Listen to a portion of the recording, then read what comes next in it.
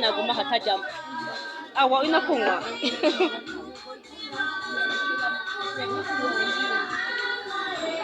nakubwiye ntabwo binuze nkeya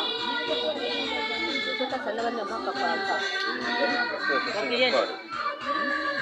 ni mujyana ariko ntabwo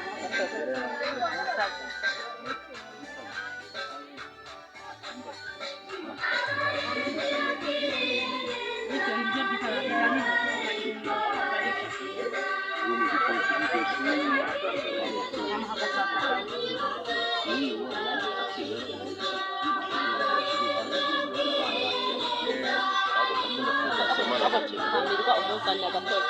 hambirwa agenda umuhuye kwahitiro